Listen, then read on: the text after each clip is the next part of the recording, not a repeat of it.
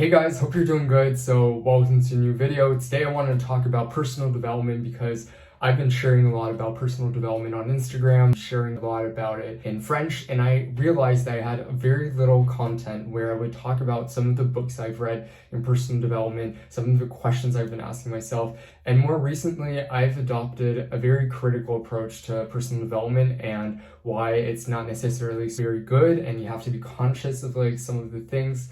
And so yeah, I just want to address the problem and talk about it today. In this video, I'll be talking about some of the best personal development tools I've been using. I want to talk about what you should aim in personal development and what's the underlying principle of personal development. I also want to explain why happiness is absolutely not what matters the most. I want to deal with the question about why do people even read personal development in the first place. I will talk about why we believe personal development coaches more than, psychology, for example. Basically, I just want to share my thoughts about all this.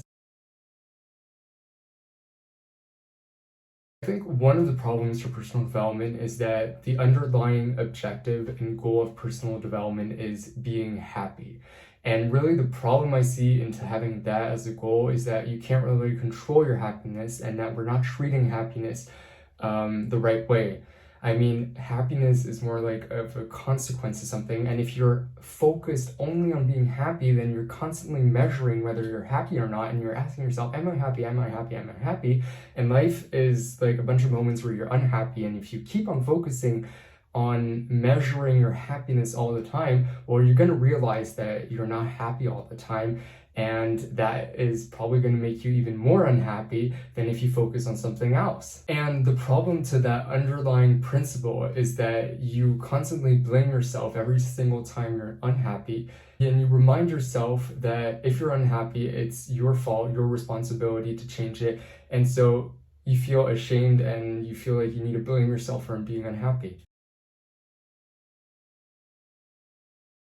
And another problem there is to personal development is the paradox that a lot of self-help coaches say that anyone can make it, anyone can be extraordinary, but that doesn't work because if everyone was extraordinary, if everyone was Oprah Winfrey, well, there would be no Oprah Winfrey because being successful is something that is compared to others. So I think one of the problems of personal development is not addressing inequality and not accepting that, there can't possibly be that many people on top, or they are not on top. Not everyone can be equal, and that's really a huge lie that people buy, that we can all make it, we can all do it, we can all get on top if we want. And people spread that idea when inequalities exist and resources are limited, and mathematically we can't just all get on top. And if we want to get on top, we really need to do extraordinary things, and we really need to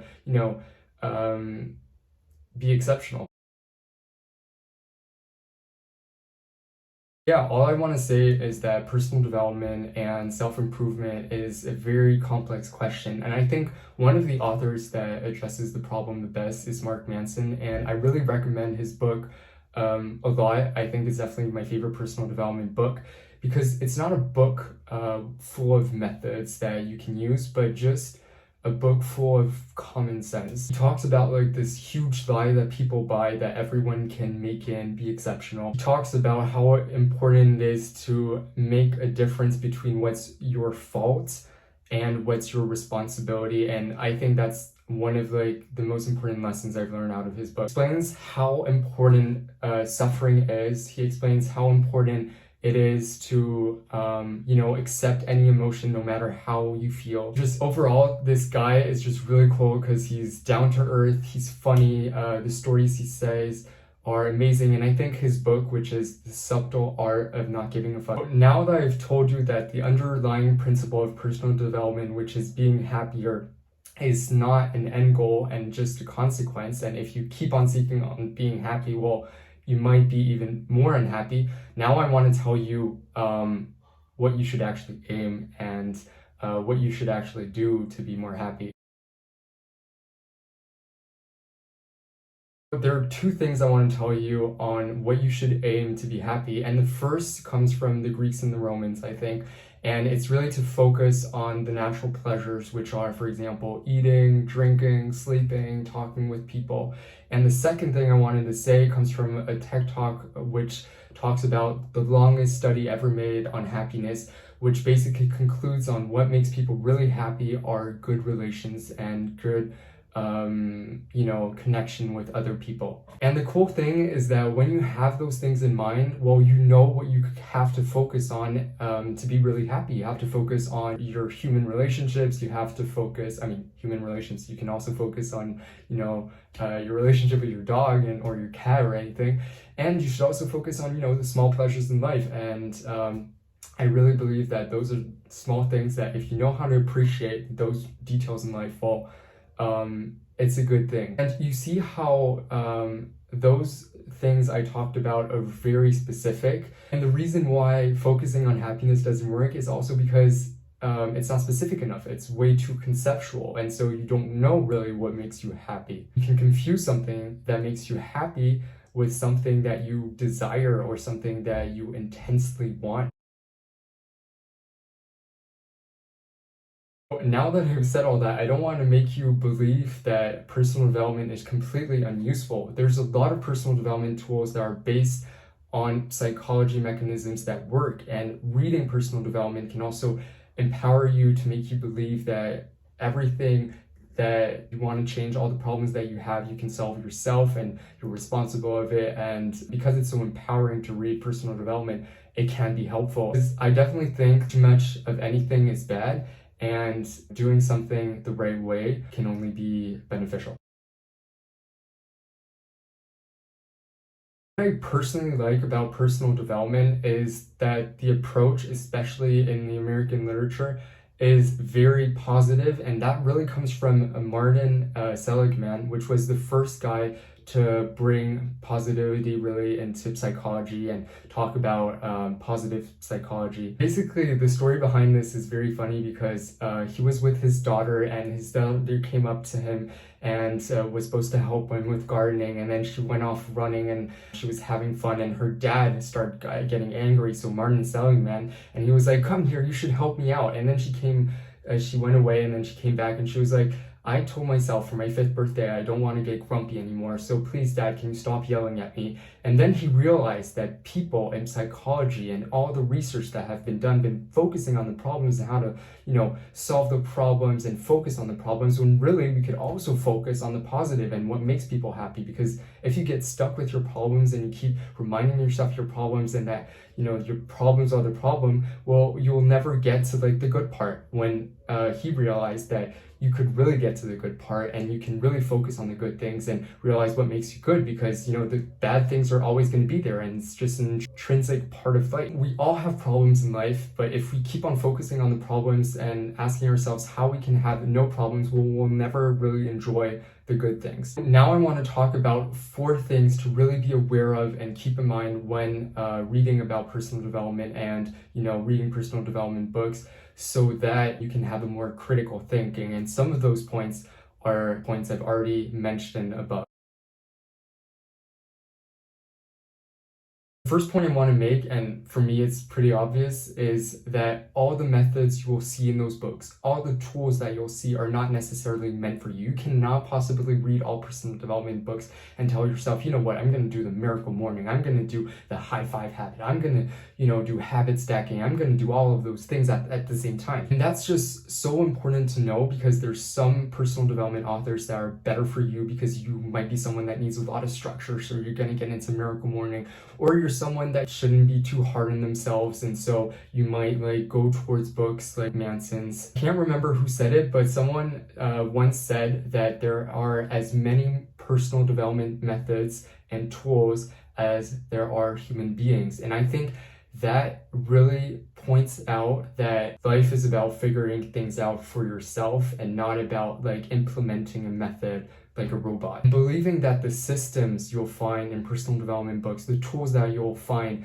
are things that you can just implement just the way they are into your own life, is believing that you're a robot and that structure is the only thing that will make things work out. The second point I wanted to make is that do not blame yourself, but stay very solution oriented and very optimistic. It's really important to keep in mind that there are two types of people. There are the people that are optimistic and basically they believe they have the power to change things. They believe in a better future, and they also believe that their suffering is just temporary. And you will find those that are pessimistic that believe that whatever they do, the future won't change. They believe they don't have the power to change things, and they also believe that their suffering is just going to be the same and it will be everlasting. So all I want to say is just be the right person. Try to be optimistic. Remind yourself that suffering is always temporary and there's always something good to come. That sounded cliche, but you know what, it's kind of true. Third point, and I already mentioned it, is inequality is part of this world, and to be extraordinary, you have to do exceptional things. Fourth point, and I think that's quite interesting,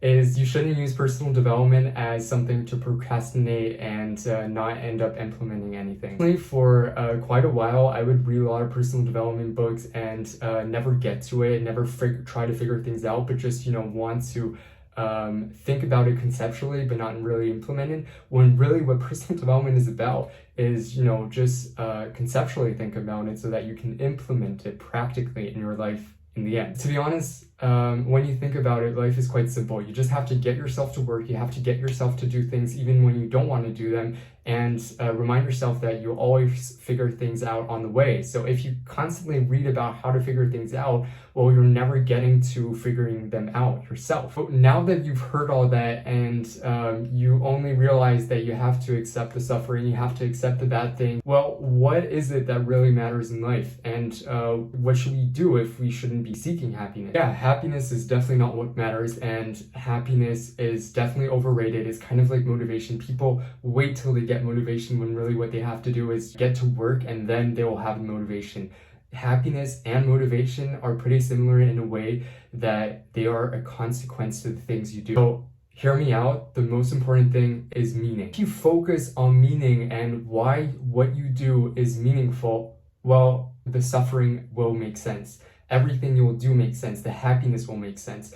And you'll be happy on the long term and you'll have mental stability. What's most important really as human beings is really to know why we do things. And I just threw that out there, but it's definitely not the easiest thing to do. And then why do people even read personal development? Is it because they find meaning into personal development? Well, it's not quite that. Researchers say that people like personal development because it's basically in the values today. When you look at histories, there were time in history where people thought that the gods were the ones to give you your fate, that you couldn't do anything about it. And those times in history were the times where there weren't as much progress. Whereas the times in history where people were told that they had the power to change things, well, we made more progress in those times. So I think the reason why personal development is something that has almost replaced religion, which has almost become a cult when you look at some of personal development practices, is because it's part of our values today and part of the things we want to achieve. I wouldn't say that self-improvement is something that is intrinsic to human nature. I think it's really something that is part of our culture, and the culture that's dominating today is a culture that goes towards progress. I will never forget a question a friend of my mom asked my brother, my sister, and I, and it was, why do you live your life? Why is it important for you to live? What are you looking for in life? What my brother asked was stability. He was looking for natural pleasures in life, and that's closer to what the Greek and the Romans were seeking for and how they found their happiness. My sister had a slightly different approach and a meaning to life, which was about having as much experience as she could and just experiencing life and experiencing all the things and living as much as she can. And then I came and I was like, you know what? My life is about progress at all costs. It's that, I can suffer something, but I want to progress. I want to get from point A to point B. And when you think about that, well, you realize that that's maybe why I read so much personal development. That's maybe why I try to, get better at what I do so much. Also, when you think about those three examples, you realize that in the same family, you can have values that are very different between siblings, and that your objective is not necessarily to progress all the time. It's not necessarily about personal development. Personal development is just something which is cultural. It's something about your values, what you believe is important for yourself, not necessarily for others. Another question I've been asking myself is, why do people read personal development books when they can read psychology? When you think about it, why is it that people believe personal development coaches rather than someone with like a solid psychology background? Really, are personal development coaches legitimate to talk about the subject and the tools they give? What I found very funny is to realize that a lot of the personal development coaches base their story and their legitimacy on life experience. You think about Hal Elrod that wrote The Miracle Morning, or you think about Brendon Burchard that wrote High Performance Habits. They both had an extremely damaging accident, and once they awakened from that accident, they found their purpose in life, and now their mission is to like save people. To be honest, when you read a lot of personal development authors, they talk also about themselves, and it's about their story and their life experience, and that moment where they were at a very dark place that gives their story a meaning, and that's also why people listen to it. What I find fascinating is that people are more drawn to stories than to objective facts that you can find in psychology books, for example. The reason to that is that you can really relate to a personal development coach that has also been to that dark place that you're at, and he has figured things out to make it out, and he is going to give you the methods, the tools, so that you yourself can make it. And it might seem a little ridiculous the way I present it right now, but that's really the underlying principle and also the reason why people read personal development. And it's really the reason why people believe in personal development coaches. Up till now, I've been super critical about personal development. I've been telling you why I think sometimes it's not so good, why sometimes, it's lying to us. But I also want to talk about some of the tools that I've read in personal development books that I have found absolutely inspiring, that I have implemented in my life, that have probably changed a few things. And so I just wanted to share some of those tools that are definitely based on psychology mechanisms and share with you why those tools are tools I use and why those are tools I like and how I use them. Tool I really liked from a book, which is called Deep Work from Cal Newport, is the Shutdown Complete. I've realized that in the background of my mind, I would constantly think of the things I had to do during the day or the problems I needed to solve. And I never had this point in the day where I would tell myself, this is the end, this is done, and whatever comes up till now, well, I'll take care of it tomorrow. And having a shutdown complete, which is basically a 30-minute time right after your work, where you tell yourself, I'm going to write down all the things I have to do tomorrow that I couldn't get done today, and up from now on, well, it's the end of the day and I can do things for myself and I don't need to plan anything from now on. And another psychology tool which is linked to the shutdown complete is to tell yourself out loud, you know what, I've planned all this, I'm done with my day, shut down complete. Really saying it out loud is an affirmation technique, which is, a personal development technique, so that your brain really understands that from now on, you're done. There are other tools that I really liked about Mel Robbins, and I think one of the books I really preferred from Mel Robbins was The High Five Habit. I know the 5-second rule is very well known, but I preferred the High Five Habit. There's definitely the High Five Habit, which I think is a pretty cool tool. When I read the book, I really believed in it, so I started using it, but to be honest, I don't really use it today as much. And when I do use it is because I remember it when I need it, and so I'm just like, you know what, give myself a high five in the mirror and I go for it. Another tool I used for a while and then I kind of forgot about it, and that also comes from Mel Robbins, is that I'm not thinking about that. It's when you have this thought that constantly comes back to you and it's negative and you can't shut it down. Well, you can tell yourself, I am not thinking about that, and you can repeat that, and then you're going to realize that you're just going to focus on yourself saying, I'm not thinking about that, and not on the actual thought. Last tool I really like from Mel Robbins is the anchor thought. It's basically a visualization technique. When you're feeling anxious about something, stressed about something, well, think about something positive. Have this image that you can use every single time and focus on it and think about all the details to it so that you get back into the right mood. The last author, which I believe has also amazing personal development tools,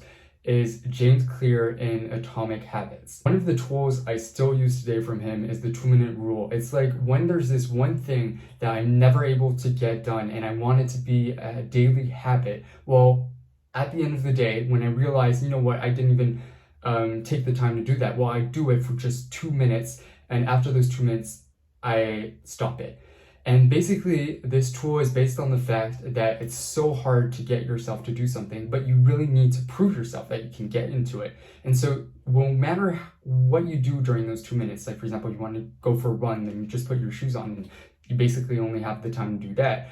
Well, you just do it because mentally, if you're already ready to do all the things, well, you're going to get to it. And the next time, while you do those 2-minute rules for a while, well, you're really going to end up doing it. And another tool that I really like from James Clear is prime your activities. It's something I still use today. It's, for example, getting your things ready for the next day. Make the book obvious so that you start reading instead of watching TV. Prime all your activities so that when you see them, when they're obvious, well, you're going to start doing them, because people don't do things that make them the most happy most of the time or that they want to do. They just do the things that are most obvious because it's also energy to ask yourself whether you want to do something or not. Whereas when you just see something that you told yourself to do, it's obvious, well, you're going to do it even if you don't feel like it. So that's why it's just so important to prime your activities. To be honest, I just want to say something about all those tools. Those tools are not necessarily tools that I use daily into a routine or something. They're basically tools that come up to me when I need them. When I'm in this situation where I'm like, you know what, I have this habit that I'm never able to get, well, I just implement the tool because I've read about it. And so I'm like, you know what, I'm just going to try it out right away. And so what I think is really important is when you read a lot about personal development, well, the things you read about will come up when you need them. And you really need to trust yourself that you can figure things out thanks to what you read and what, inspired you. I would say the only thing that I do, which is probably a personal development tool, which I try to do daily, absolutely do weekly, is journaling. I say journaling, I use a lot of different personal development tools in journaling. I try to write at least what goes through my mind, what my problems are. I try to do a retrospective of my day, think about what I did good, but what I did not so good. I try to be kind of realistic.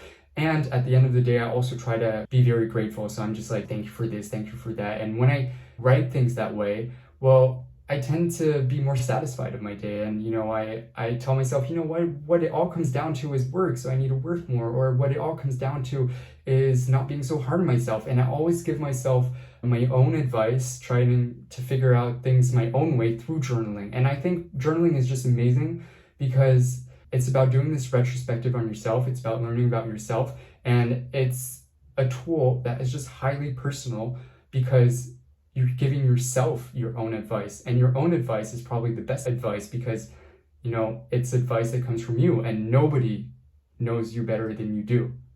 Or maybe some people do, but you know yourself pretty well most of the time. Doing journaling is also visualization or planning out my day or writing, for example, the 5 dreams. That is something, for example, that comes from Mel Robbins. When you wake up, you just write the 5 dreams that you have in mind and you allow yourself to dream at the beginning of your day. And then, it empowers you to get into your day and be like, you know what, I want to live this life. I want to do those dreams. Obviously, that's a lot to journaling. I don't do all the things all the time. All I try to, impose myself is writing. And if I journal, well, it's important. If I don't do all those journaling exercises, well, it's not so bad, but I usually come up with the exercises I need when I need them. And so I just try to focus on journaling, and whatever I need, I just write about, And to finish up, what I think is just amazing about journaling is becoming more conscious of what you're doing. It might not sound amazing like that, but consciousness is probably one of the most important concepts,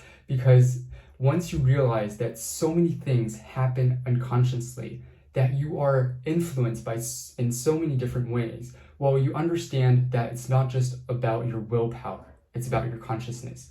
It's not always your fault because things happen to you unconsciously. And if you feel that way, it's not because you're not strong enough. It's also because you were influenced unconsciously, and so you can't do anything about it. I think one of the best examples of that is from a documentary I saw, which was about obesity in the United States. What they were explaining in that documentary is that the people that were obese or the people that were overweight felt like it was their fault, and that because they were fat, it was all about them.